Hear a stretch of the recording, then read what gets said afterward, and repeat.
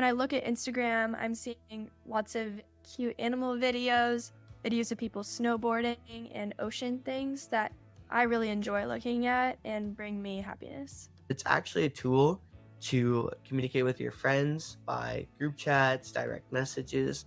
Like a lot of the time, I don't get a chance to interact with my friends a lot. Instagram is a great connection so we can have group chats and talk. The problem I see when teens use screen time to emotionally buffer is that it's a barrier. It's a barrier to dealing with the underlying emotional needs. It's a quick fix, and it masks issues like stress, loneliness, or anxiety. I've witnessed the impact firsthand. Like Alex, a high school student who loved writing. But as emotional buffering with social media became more frequent, Alex's motivation to write dwindled. The grades began to suffer, and so did the sleep. The constant comparison to others online sparked a cycle of negative feelings and self-doubt. Then there's Jordan, an avid soccer player. He used video games as an escape from the pressure of tournaments. Gradually, his training sessions took a backseat to gaming. The thrill of the game replaced the joy of real-life achievements. But there's a silver lining. With encouragement, Alex began setting a schedule for writing, using it as a healthy outlet for expression, learning the value of unplugging and rediscovering the love for storytelling. Jordan, on the other hand, realized the importance of balance. By limiting the gaming to specific times, he refocused on soccer, finding that discipline improved not only athletic performance, but also gaming enjoyment. They learned that real-life achievements were far more rewarding.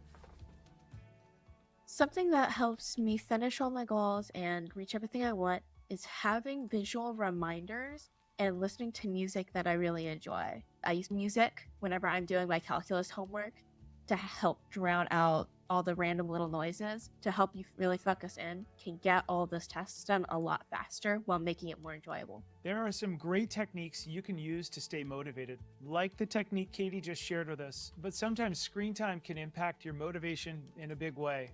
Now, no one is immune to this. In fact, I've been there myself. A few years ago, I found myself spending a lot of time on Instagram. The app is super addictive. I was learning quite a bit of interesting information, and it felt like a stress reliever.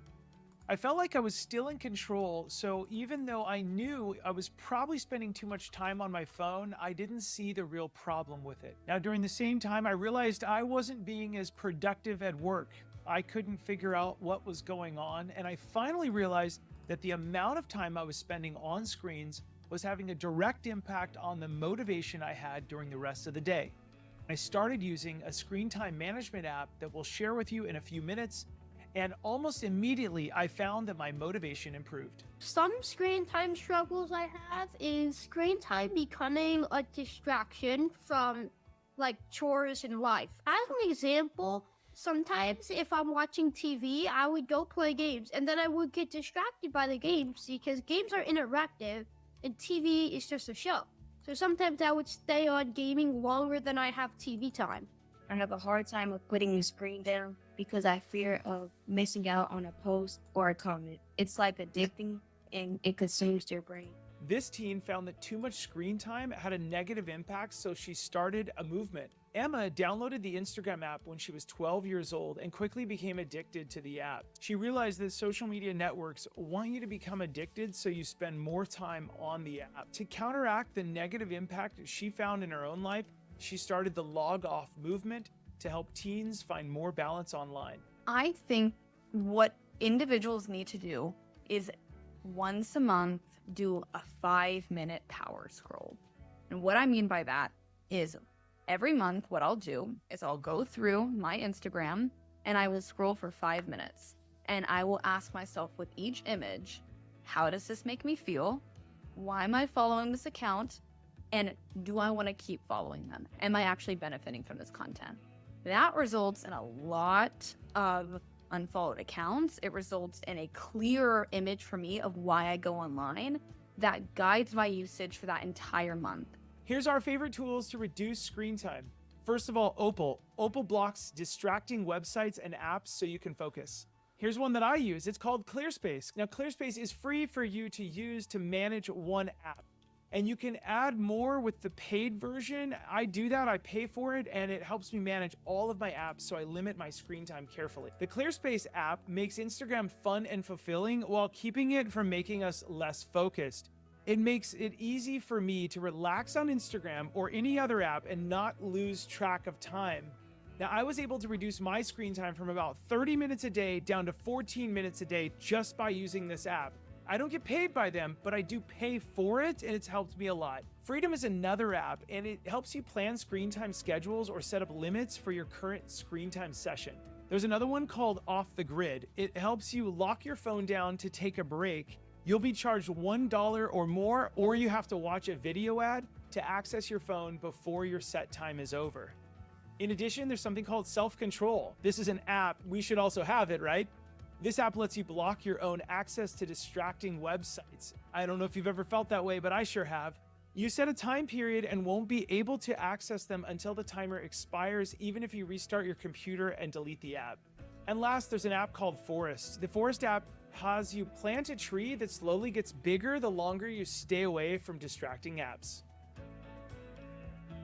Let's talk about productive ways to use screen time in a positive way. Now, screen time can open up amazing opportunities for you. Active screen time helps you accomplish these goals: learn a new language, teaching yourself programming, become the best player on your team, learn how to cook a delicious new recipe, explore digital art and design, use programs like GarageBand to create music tracks, virtually travel the world with tools like Google Earth or YouTube travel videos, or listen to podcasts about something you're interested in.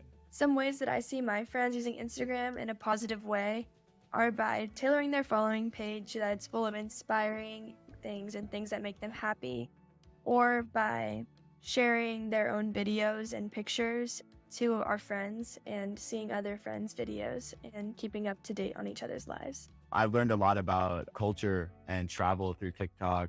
There's honestly really helpful information on there.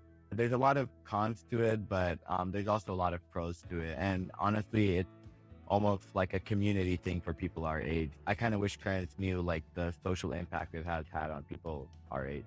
This teen earned an internship at Facebook after creating an app. Now, Michael started learning how to code at 12 years old. Within a year, he launched several iPhone apps that helped his family pay the bills during a tough time. His productive screen time and hard work paid off when he got a chance to intern at Facebook. He got the internship, worked hard, was offered a job, and he became the youngest full-time engineer Facebook ever hired. And here he is with the founder of Facebook, Mark Zuckerberg. You can learn some terrific skills outside of school. What skills do you want to learn? Be mindful about who you subscribe to so your feed is filled with fun and productive tips and people who will help you improve. Also, learn how to master a skill that you're interested in. Explore new hobbies and find out what you need to do to get started. Discover creative projects and science experiments. You can even teach yourself how to 3D print like I did and learn what tools you need to do that, and also how to repair the 3D print machine. In addition, you can learn what you need to do to get into your dream college someday. Now at smartsocial.com, we believe YouTube can be the world's best college. You can travel the world through virtual museum tours. You can watch tutorials to learn how to create projects. You can understand your math homework by watching videos showing how to solve math problems step by step. In addition, you can watch videos of science experiments and then try them with a trusted adult. Always be safe with what you're doing. You can watch documentaries about interesting events and learn to draw by following along with drawing videos. There's so much we can learn on YouTube, and it's all free. We just need to be productive with our screen time and make sure we're purposeful with what we're doing online and what we want to learn. So a lot of my friends are using Instagram in a positive way by using Instagram to sell their products, like for example, jewelry or art, and then they use that money from their businesses on Instagram to promote causes and to use that money to donate or go back to charity. Tech is a tool. It's neither good nor bad, but it is a tool that can be used for good and also not so good. So if you'd like to enjoy TikTok as a family, fabulous. Students, I want to talk to you about some tools and strategies to reduce screen time. Now, some screen time is very good for us. Active screen time can be good because we're learning, having fun, creating, and it can leave us feeling stronger after we participated in that screen time. Passive screen time is usually bad after a certain point, as it will make us feel weaker when we're done with that activity. It's fun in the first few minutes, like scrolling Instagram as you're keeping up with friends, but then we're left with less energy and motivation. I'm not saying passive screen time is terribly bad, but too much of it can leave us in less of a good state than when we started. Building websites is something you can do that is a portfolio of all of your activities, and it can last for a long time and help you to shine online, versus playing Fortnite, which may leave you feeling less focused and perhaps less relaxed after an hour or more of playing that activity. TikTok is definitely a time suck, and once you go on, it turns minutes into hours, and it's really hard to get off of it or even notice that you've been on it for longer than you think you have. Now, why is too much screen time bad? When our friends play Fortnite, the dopamine hit that all of us can get can be through the roof. It's a blast to play, and we all love playing with other people. It's so much fun that oftentimes we will get angry if someone tries to turn off the game, or maybe even get angry at our parents if they call us to come to dinner. That's how much fun this hit of dopamine can be on our brain.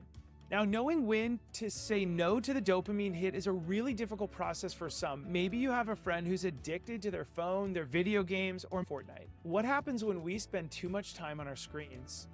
Well, too much screen time can make it hard to fall asleep and stay asleep. Also, screen time can distract us and impact our focus, causing us to get lower grades.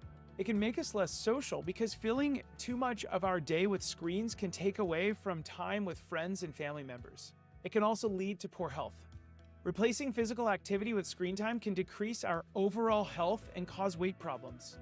In addition, there's mood problems sometimes. Studies have shown that excessive screen time can impact our mood and sometimes lead to anxiety and depression. Excessive social media use can lead to body image issues due to comparing ourselves with others.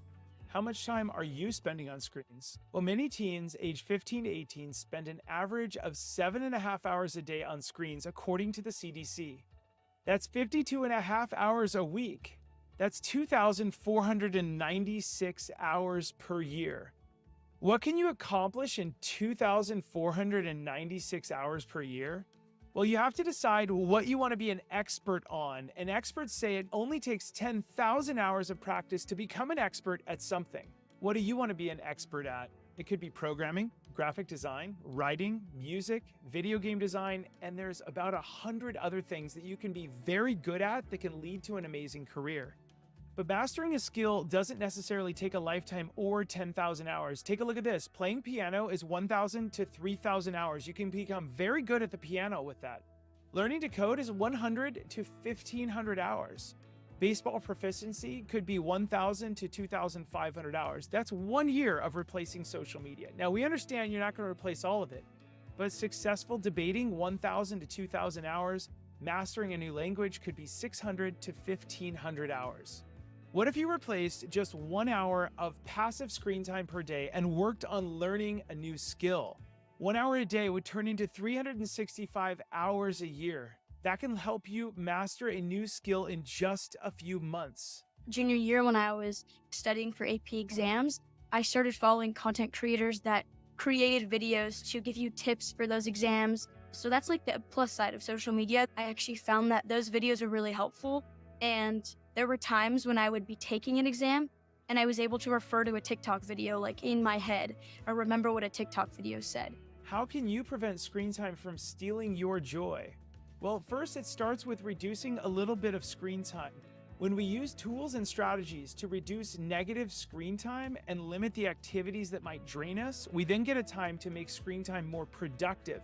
And what we do here is we use screen time to learn new skills and explore new interests, so our time online leaves us feeling organized, happy, and relaxed. Here's some tips and strategies to reduce screen time.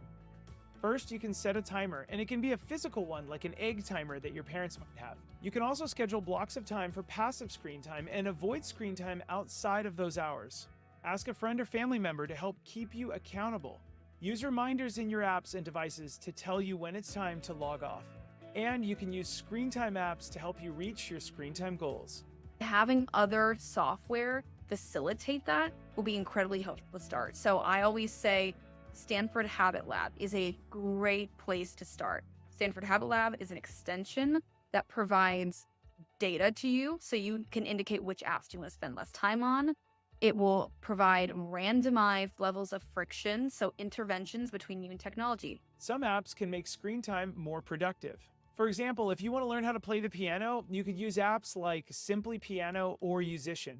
And if you want to learn how to code, you can use platforms like Code Academy or Leet Code or even YouTube, as long as you stay focused and look at the programming videos on YouTube. If you want to learn baseball, you can do VR training apps or analysis tools. Debate team, online forums or debate clubs on platforms like Zoom. Make sure a trusted adult knows who you're talking with and who you're debating. If you want to learn a new language, there's great apps like Duolingo or Rosetta Stone. And this is my favorite, 3D printing, where art meets engineering. You can use YouTube to learn how to set up a really affordable 3D printer. And there's apps like Tinkercad, which I use, and Cura that helps you print the objects. And YouTube is your best bet. It'll teach you how to buy an affordable 3D printer, how to build things around the house for your parents, and in addition, how to repair the machine and how to print. It's incredible. Students, we don't want to prevent you from the things you love.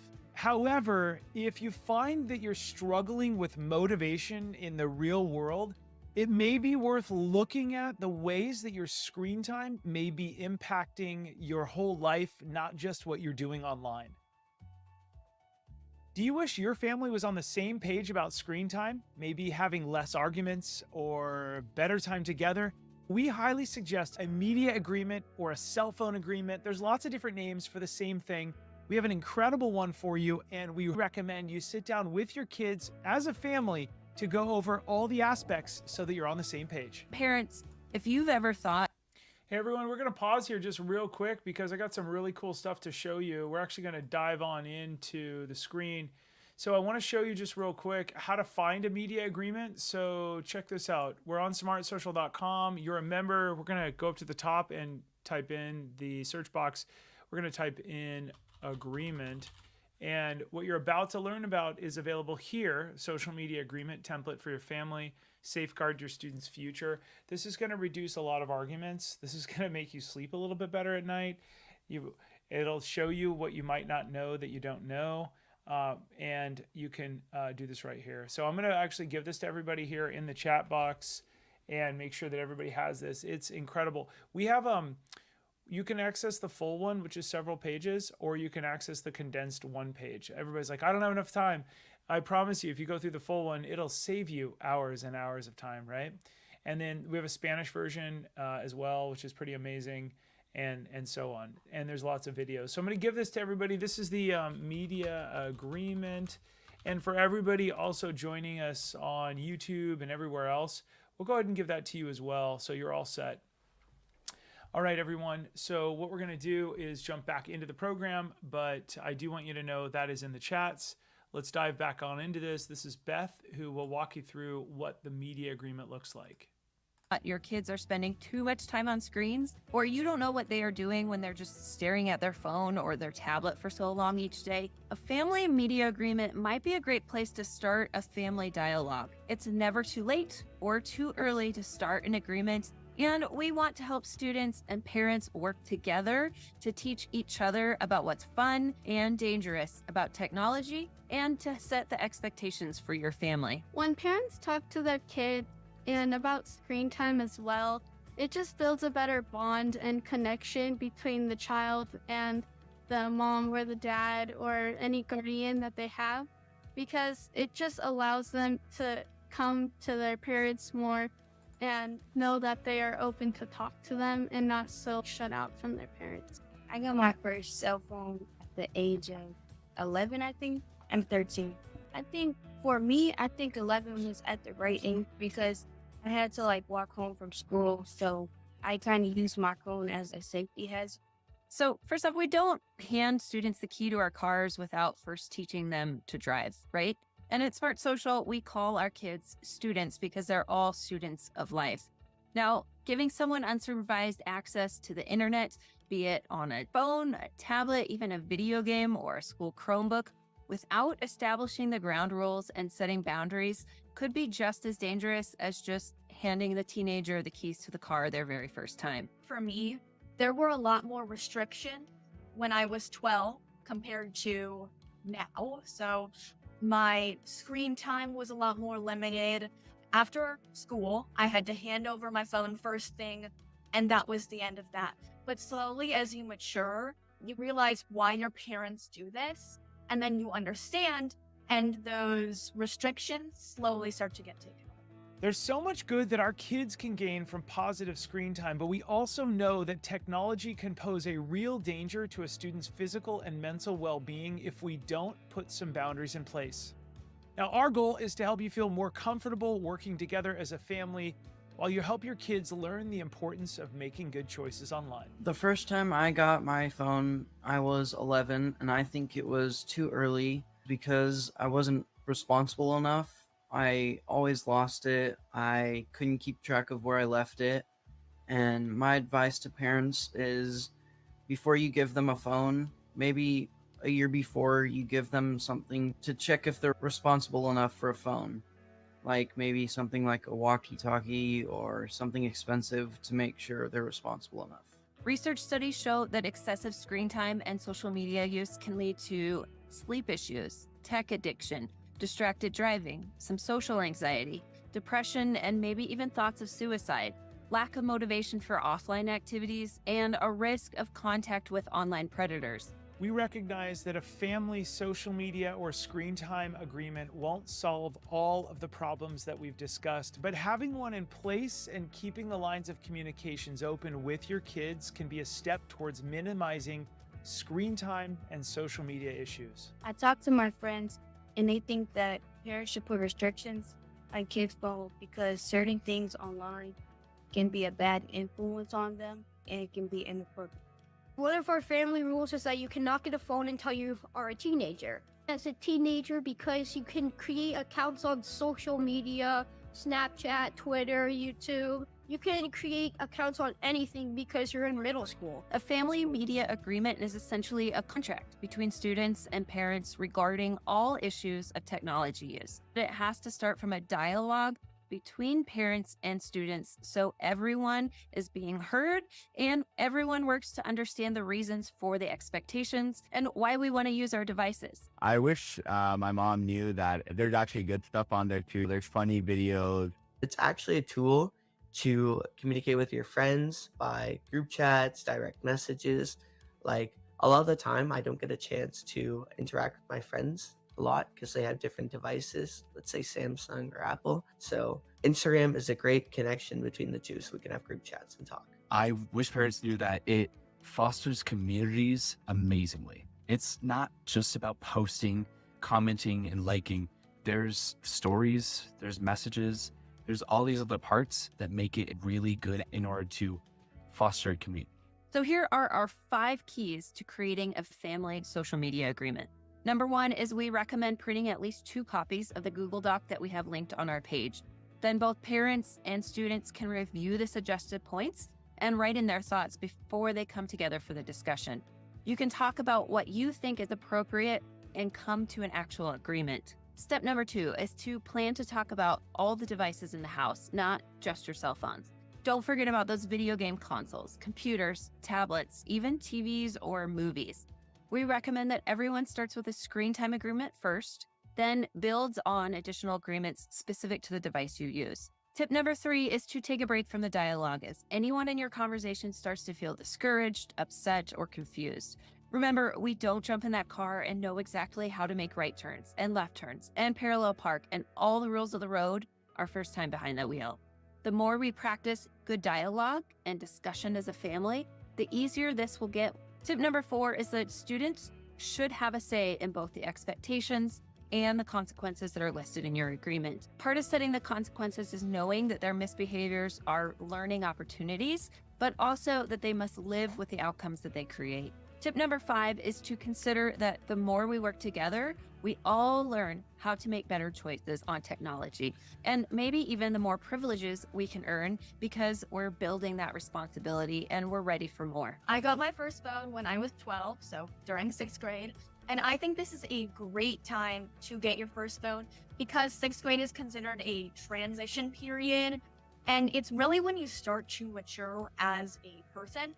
That being said, because you are a little bit more mature, you understand the responsibilities that come with having a phone, which is important to talk about when getting your first phone.